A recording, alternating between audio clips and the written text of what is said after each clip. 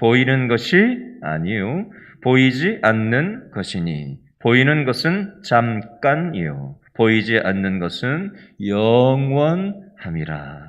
아멘. 여러분, 우리들은 날마다 어디를 향해서 점점 더 가까이 다가가고 있는지 아십니까? 아세요?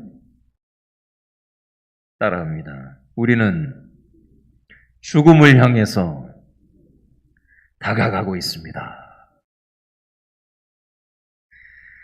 뒤집어서 얘기하면 죽음은 우리를 향해서 점점 더 다가오고 있습니다. 우리는 죽음을 향해서 날마다 점점 더 다가가고 있고요. 죽음은 우리를 향해서 점점 더 다가서고 있습니다. 방금 찬양 인도를 하신 우리 이건덕 집사님하고 어제 만났어요. 1대1로 만난 건 아니고요. 어제 일부 할렐루야 찬양대 저녁에 회식이 있어서 식사 자리에 같이 갔다가 마침 테이블 바로 앞에 앉아서 밥을 먹으면서 이런저런 근황을 나누었어요. 우리 이건덕 집사님이 이런 얘기를 하시더라고요. 2022년 한 해 동안 요양원에서 함께 생활하시던 분들이 죽음을 향해서 가시는 과정을 많이 지켜보셨다는 얘기를 하시더라고요. 많은 분들이 죽으셨대요.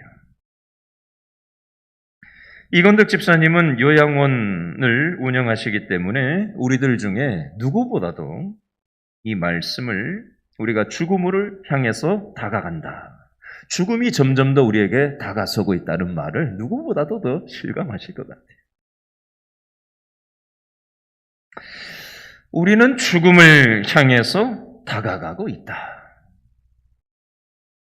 오늘 우리가 읽은 고린도후서 4장 말씀이 이 기록된 시기는요, 서기 55년이었습니다. 이때는요, 바울이 기독교로 개종한 지 20여 년 정도 되었을 때였어요. 바울이 기독교로 개종했을 때 나이가 바울이 한창 때 기독교로 개종을 했으니까 그로부터 20여 년이 지났으니까 바울은 지금 젊은 나이가 아니에요.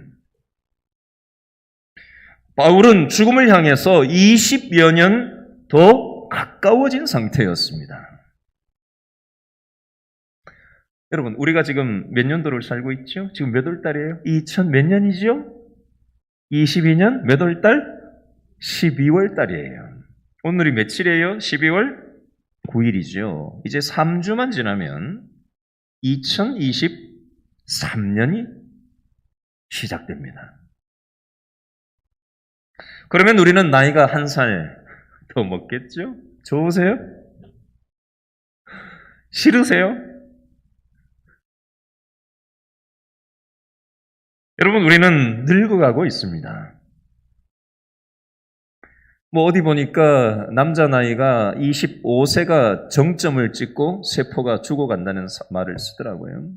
여자 나이는 21세를 정점으로 얘기하는 사람도 있더라고요.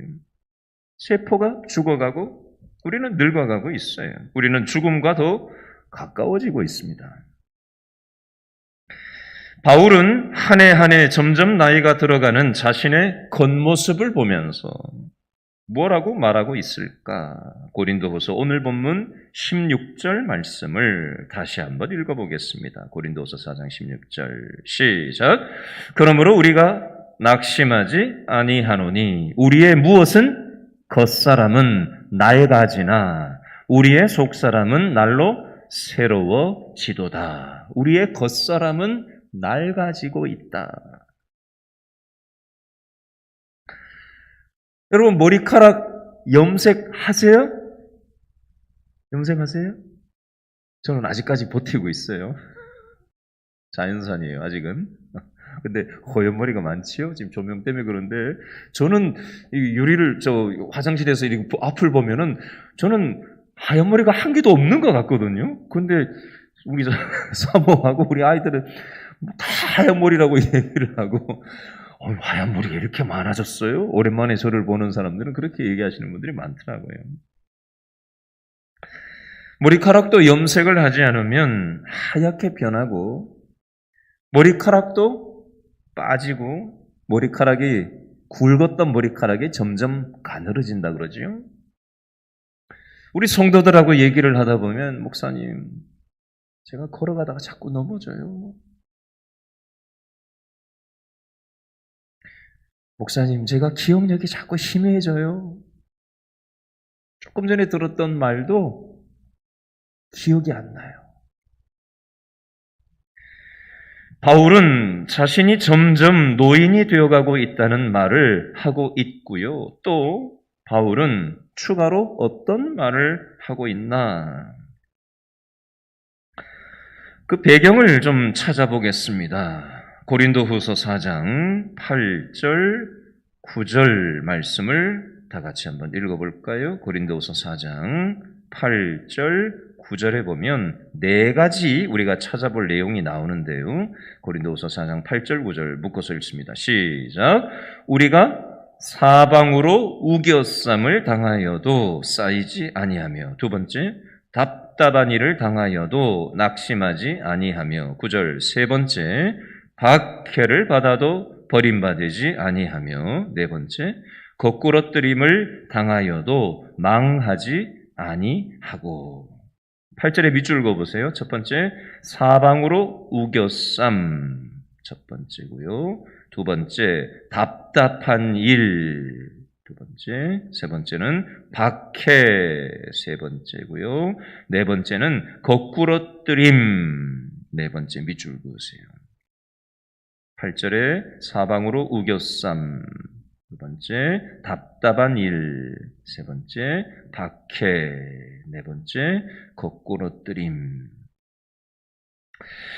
자, 바울이 이 네 가지를 강조하고 있는데요. 첫 번째로 사방으로 우겨쌈을 8절에 당한다라는 말은 무슨 뜻이냐? 모든 면에서, 삶의 모든 면에서 이 압력을 받는다.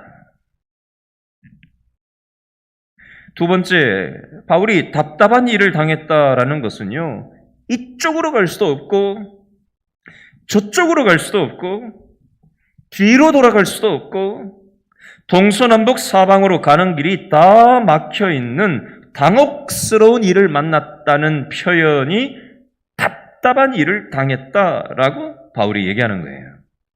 9절, 박해를 받는다는 말은 무슨 의미냐면요, 짐승이 사냥꾼한테 쫓기는 것처럼 뒤로부터 추격을 당한다라는 뜻이 박해를 받는다는 뜻이고요. 9절에 거꾸러뜨림을 당한다고 사도 바울이 말한 것은 무슨 의미냐면요, 레슬링 경기에서 나오는 말인데요. 레슬링 선수가 상대방을 밑에서부터 번쩍 들어 올려서 거꾸러뜨리는 것을 얘기하는 표현이 거꾸러뜨림을 당한다라는 표현이에요. 자, 오늘 본문 고린도후서 4장 16절에 겉사람이 낡아진다라는 사도 바울의 말 뜻은요, 방금 우리가 읽어보고 제가 설명드린 고린도후서 4장 8절 9절에 나오는 이 네 가지 말의 의미를 포함하고 있습니다. 다시 정리해 볼까요? 4장 16절과 4장 8, 9절을. 사도 바울은요, 나이가 들어서 겉사람이 낡아진다라는 것도 얘기하고 있지만 추가로 고린도서 4장 8절 9절의 의미처럼 위로부터 압력을 느끼고 뒤로부터 추격을 받고 있는 것처럼 느끼고 밑에서부터 던짐을 받아서 거꾸러뜨림을 당하는 것 같은 사방이 막혀있는 상황을 사도 바울은 다 포괄해서 겉사람이 낡아지고 있다라고 표현하고 있는 거예요. 또 하나, 고린도후서 4장 3절 말씀에 보면요, 만일 우리의 복음이 가리었으면 망하는 자들에게 가리어진 것이라, 이렇게 표현되어져 있는데 이게 무슨 뜻이냐면요, 쉽게 얘기하면요, 여러분 전도를 하면 교회 가져가면 사람들이 그래! 하고 발딱 일어나가지고 교회 쫓아나옵니까? 새생명 축제 가자고 하면은 옵니까? 여러분, 바울은 전도 잘했으니까 바울이 전도를 하면은 사람들이 그래! 그러고는 교회를 대번 따라 나왔을까요? 아니에요. 고린도후서 4장 3절 말씀은 무슨 뜻이냐면요. 바울이 전도를 해도 아무런 일도 일어나지 않았다는 뜻이에요. 우리가 전도해서 교회에 안 새생명 축제 때 사람들이 안 나오는 거 말고 이런 전도자 바울도 전도를 했는데 사람들이 무반응이었다는 걸 얘기하는 표현이 고린도후서 4장 3절 말씀의 의미입니다. 바울은 이런 상황에서 고린도후서 4장 16절 말씀을 말하고 있는 거예요. 4장 16절 말씀 다시 한번 읽어보겠습니다. 시작. 그러므로 우리가 낙심하지 아니하노니 우리의 겉사람은 낡아지나 우리의 속사람은 날로 새로워지도다. 여러분, 바울은 어떻게 낙심할 수밖에 없는 이런 환경에서 낙심하지 않고 겉사람이 낡아지는 걸 보면서도 속사람이 날마다 새롭다라고 말할 수 있었을까요? 그 비결이 뭘까요? 그 비결이 고린도후서 4장 17절에 나오는데 읽어볼까요? 4장 17절 다 같이 시작. 우리가 잠시 받는 환난에 경한 것이 지극히 크고 영원한 영광에 중한 것을 우리에게 이루게 함이니. 자, 17절에 보세요. 지금 당하는 환난은 잠시 당하는 것이고 경한 것은 가벼운 것을 얘기하는 거예요. 바울이 당하는 인생의 환난이 잠시 잠깐 당하고 있는 것이고 경한 것, 가벼운 것이라고 바울은 얘기하고 있어요. 그리고 앞으로 받을 영광은 지극히 큰 것이고 영원한 것이고 중한 것, 무거운 것이라고 얘기하고 있습니다. 잘 따라오세요. 정신 바짝 차리고 잘 따라오세요. 자, 앞으로 받을 영광은 무엇일까요?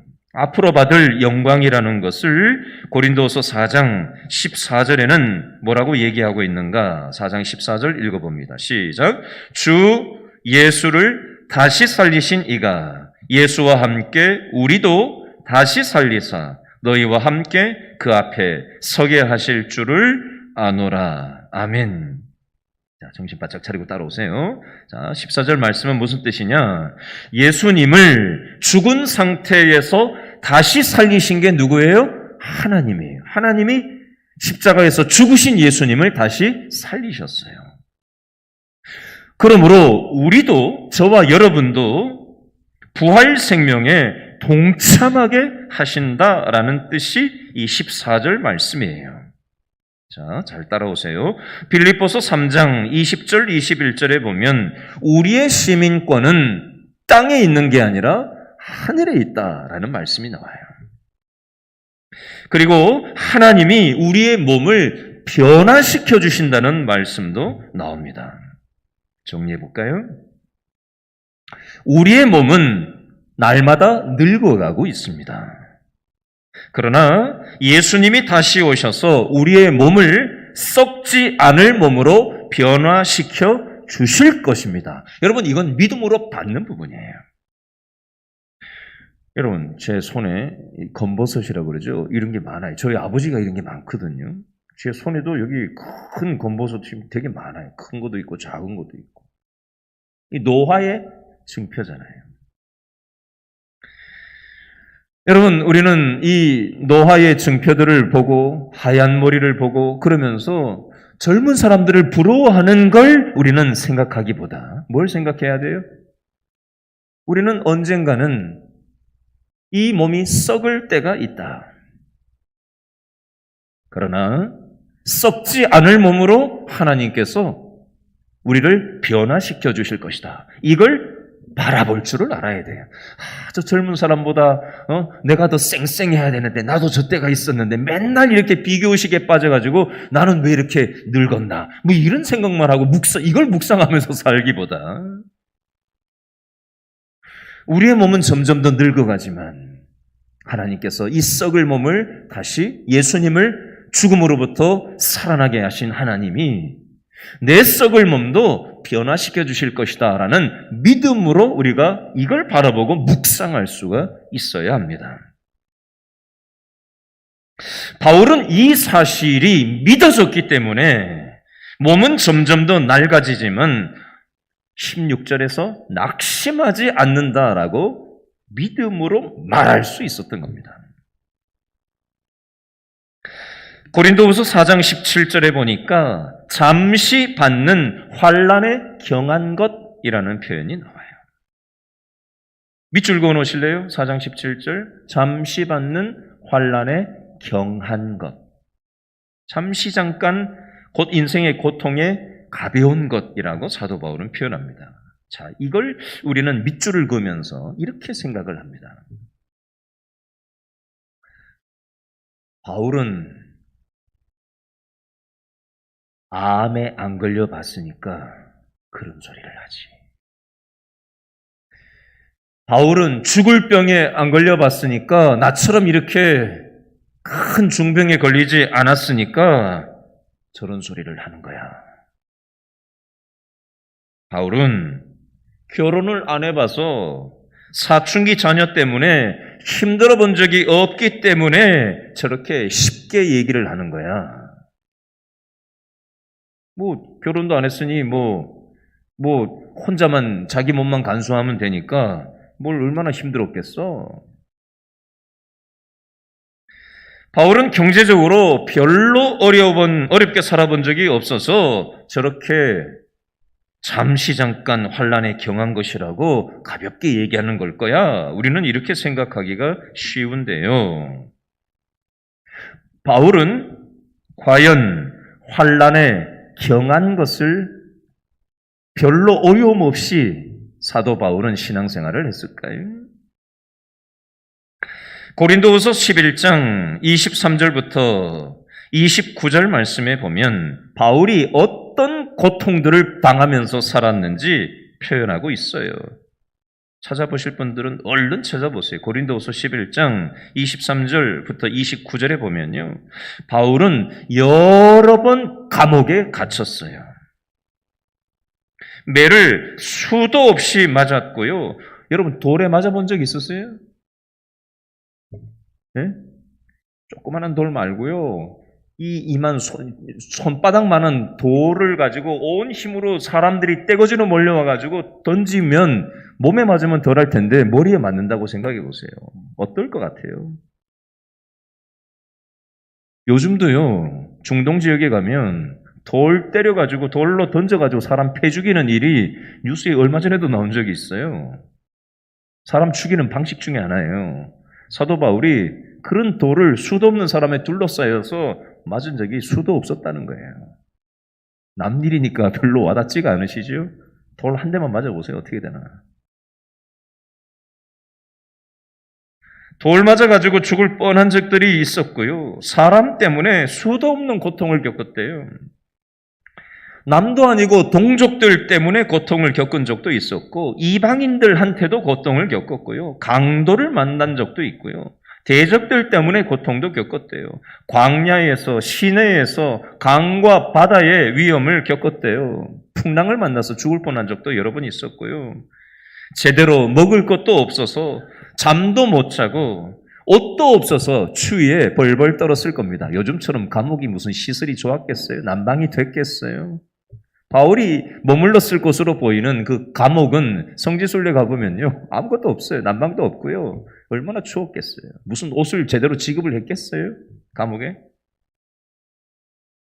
이런 고통을 겪으면서 살았던 바울이 얘기하는 거예요. 자기가 받았던 이런 고통들이, 이런 환난이 잠시 잠깐이고 경한 것이다. 가벼운 것이다. 라고 얘기를 하고 있어요.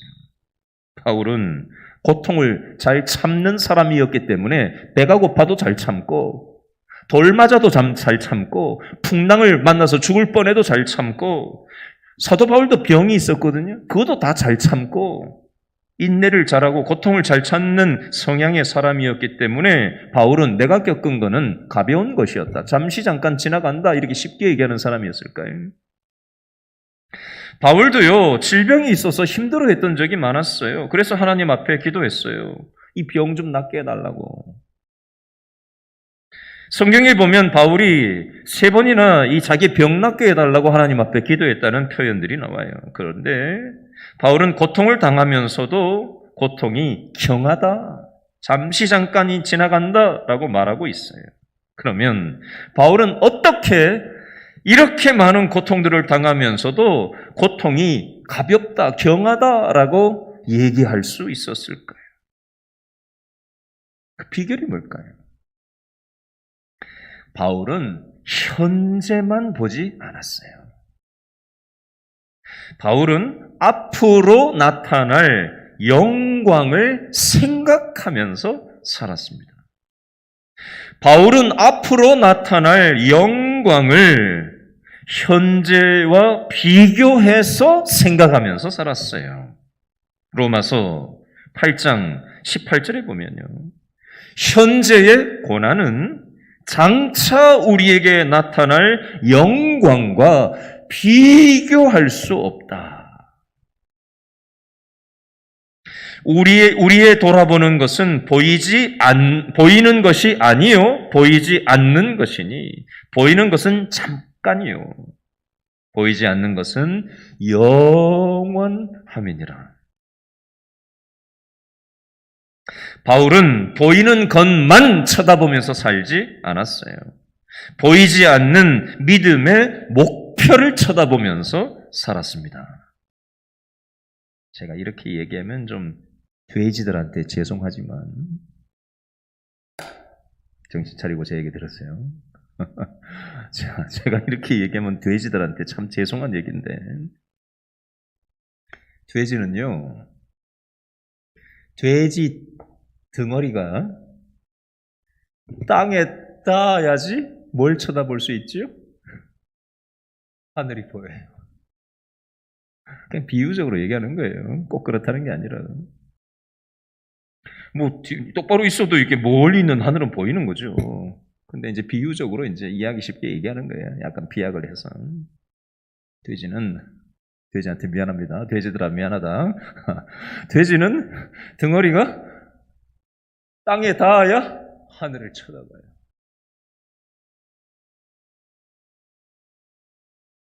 항상 땅만 쳐다보면서 살아갑니다. 여러분, 돼지만 그럴까요? 여러분, 신앙생활하는 저와 여러분도 땅만 쳐다보면서 살진 않습니까? 인생의 이런저런 고통이 찾아와서 우리 인생의 덩어리가 땅에 닿아야만 그제서야 하늘을 쳐다보지 않느냐는 겁니다. 우리도. 자, 내가 뭘 쳐다보면서 살고 있는지 한번 생각해 봤으면 좋겠어요. 이 세상에 행복을 쳐다보면서 살고 있지는 않습니까? 요걸 내가 쥐면 행복해질까 싶어서 그걸 쳐다보면서 살고 있지는 않습니다. 온통 거기에 마음을 뺏기면서 살고 있지는 않아요. 이 조건만 충족되면 내가 행복할 거라고 여기고 그것에 마음과 정신이 온통 뺏겨가지고 그걸만 쳐다보면서 오로지 살아가고 있지는 않느냐라는 겁니다. 여러분, 우리가 이 세상의 행복과 조건만 쳐다보면서 살다 보면 어떤 일이 벌어질까요? 여러분, 살다 보면 예기치 못했던 사고가 날 때가 있어요. 우리가 아무리 잘 살아도 천재지변을 겪을 때가 있죠. 그죠? 오늘 뉴스에 보니까 곰 4마리를 키우는 우리나라에 어떤 곰 4마리 키우는 사람이 있었는데 3마리가 탈출을 해가지고 곰을 키우던 2 내외를 죽여버리고 탈출을 했다라는 뉴스가 오늘 나왔어요. 그래서 쫓아가서 그 곰들을 다 죽여버렸다라는 뉴스가 우리나라에 오늘 뉴스에 나왔어요. 사고가 난 거잖아요. 그렇죠? 지진이 나기도 하고 불이 나서 죽는 사람도 있고 다치는 사람도 있고 교통사고를 나서 다치는 사람도 있어요. 그렇죠? 내가 아무리 잘해도 사고를 뭐 어쩔 거예요, 그걸. 이태원에서 참사가 터지기도 하고요. 수많은 사건, 사고가 예측하지 못했던 일이 여기저기에서 툭툭툭 터집니다. 내가 아무리 잘해도, 내가 아무리 자기 관리를 잘해도 해결할 수 없는 일들이 생겨요. 우리는 어떤 조건과 환경을 갖추면 내가 행복할까로 여기지만 하루아침에 사건, 사고가 터지면 내가 조건이 딱 됐던 어떤 부분이 사건, 사고로 인해서 망가질 수가 있어요. 그죠? 내 자녀가 죽을 수도 있고, 배우자가 죽을 수도 있고, 갑작스러운 질병이 찾아올 수도 있고, 이런저런 크고 작은 실패를 경험할 때도 있습니다. 실패 경험하면 조건이 없어져 버리는 거예요. 사고가 당하면 내가 행복이라고 여겼던 조건도 없어져 버리는 겁니다. 죽음이 오면 내가 행복했던 조건이 없어져 버리는 거예요. 그럼 어쩔 거예요? 그게 영영 없어져 버리고 말았는데 그러면 난 영영 행복하지 못하고 살 겁니까? 그러니까 우리는 땅만 쳐다보면 안 된다는 거예요. 땅만 쳐다보면 내가 쳐다보고 만족과 근거를 행복의 근거로 삼았던 것이 사고로 인해서, 질병으로 인해서, 또 실패로 인해서, 죽음으로 인해서 내 행복의 조건의 상태가 망가뜨려졌을 때 우리는 불행하게 남은 삶을 살 겁니까? 인생의 변수가 찾아왔을 때 내 인생이 와장창 무너지고 마는 거예요. 우리는 이 세상의 행복과 조건만 쳐다보면서 살면 안 되는 거예요. 그래서 그럼 우리는 뭘 쳐다보면서 살아야 되나? 따라합니다. 하나님만 쳐다보면서 삽시다. 제가 몇 주 전에 수서역에서 SRT 기차를 타고 동대구역을 갔던 적이 있어요. 아침 이른 시간에. SRT, 또 서울역에서 출발하는 KTX SRT가 빠르게 달릴 때는 300km를 찍거든요. 300km의 속도로 빠르게 달리는 거예요. 근데 아침 시간에 SRT를 수서역에서 타고 동대구역을 내려가는데 가다 보면 개천이 나오고 강이 나오잖아요.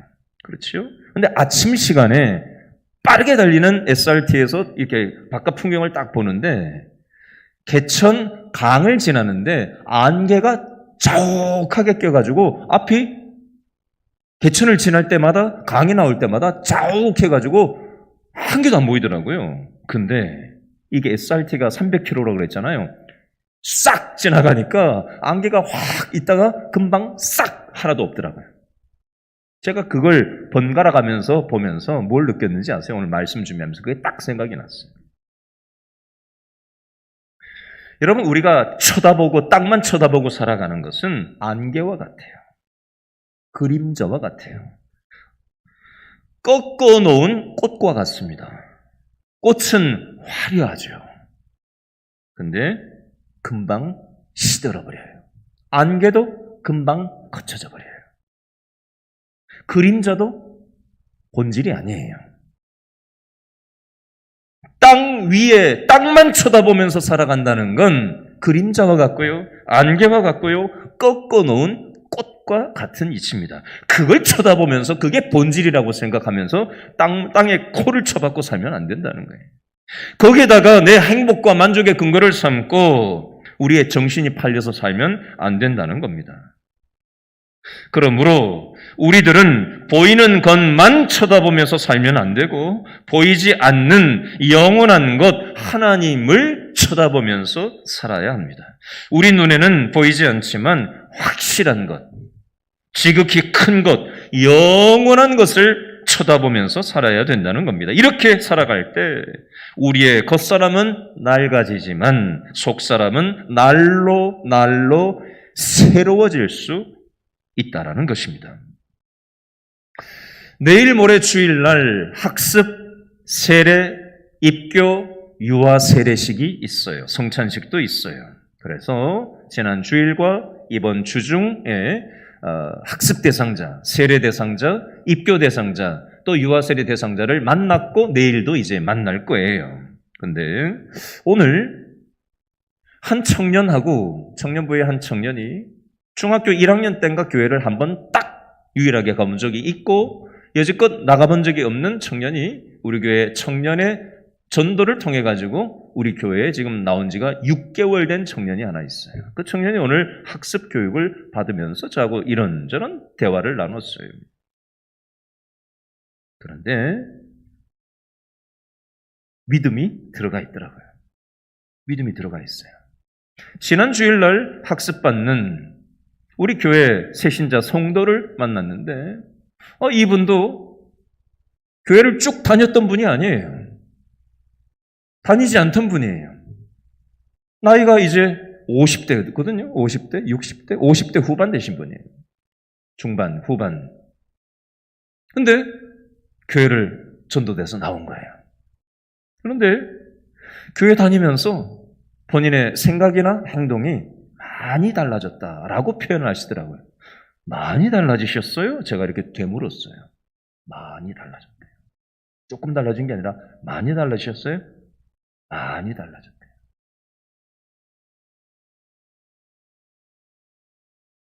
오늘 유아세례 하는 엄마하고 만나가지고 얘기를 같이 앉아가지고 하는데 아이를 키우고 정신없이 살아가느라고 하나님을 계속적으로는 의지하지 못하지만 삶의 고통을 중간중간 겪을 때마다 하나님이 자신의 삶 가운데 함께 해주셨던 흔적들을 느꼈다는 표현을 하길래 언제 그걸 느꼈는지 한번 얘기해 보라고 제가 이렇게 되물었어요. 그랬더니 언제, 어떨 때, 어떻게 느꼈다라는 걸 정확하게 얘기를 하더라고요. 그게 뭐냐? 하나님을 쳐다보는 거예요. 우리가 예수님을 믿는데 왜 새로워지는 것을 경험하지 못하고 살아가는 걸까요? 예수님을 위해서 고난을 당하지 않고 타협하는 신앙생활을 하기 때문이에요.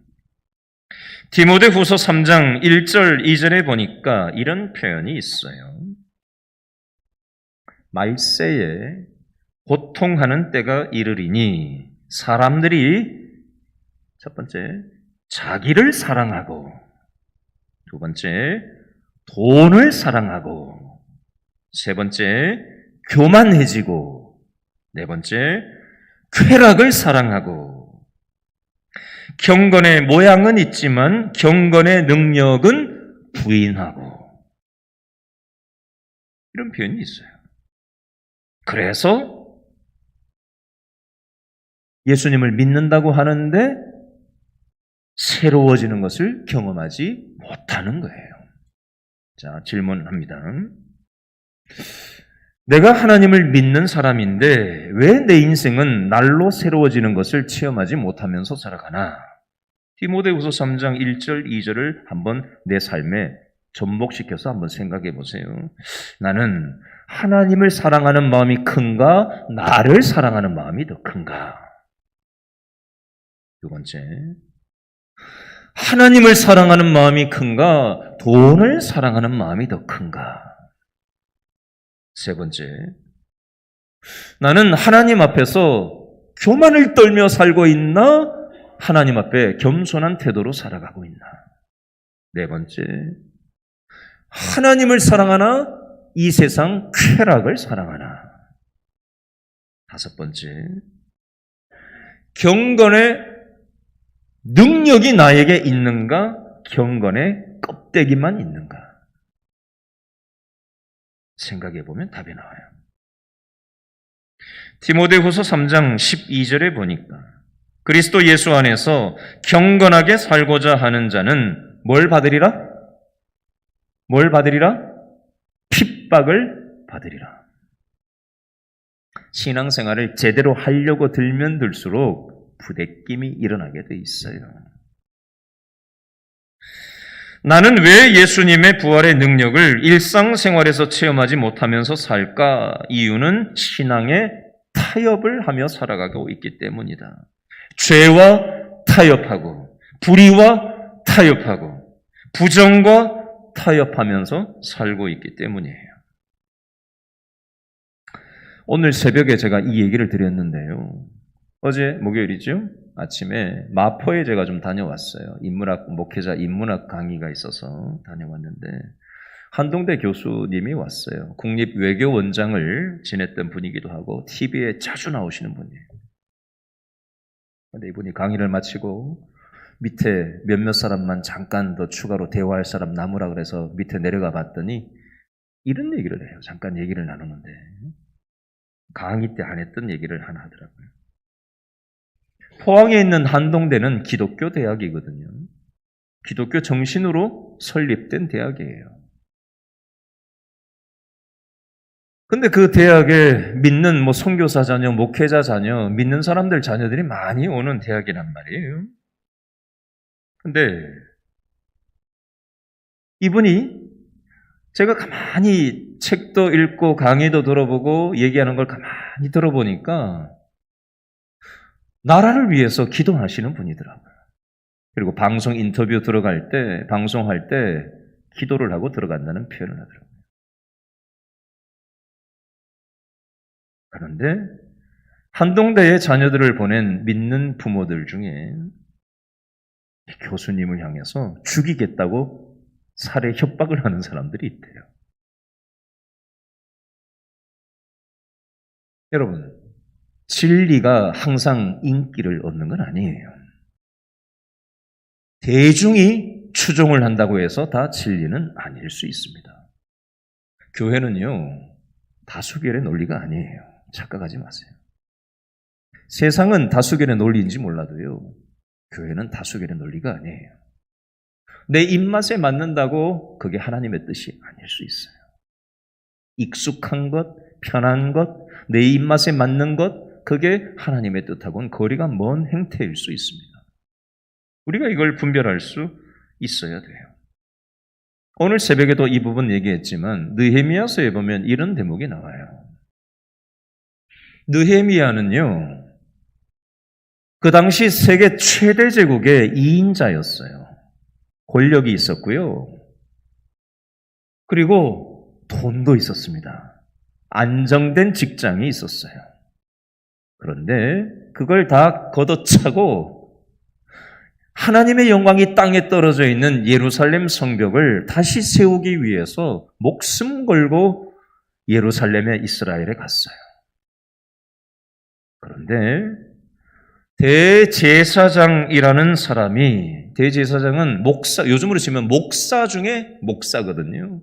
그 당시 구약의 대제사장은요. 근데 대제사장 영적 지도자라는 사람이 반대편한테 돈의 매수를 당해가지고 그 사람들 비진리 편에 서서 느헤미야를 끌어내리려고 하는 그런 앞잡이가 됩니다.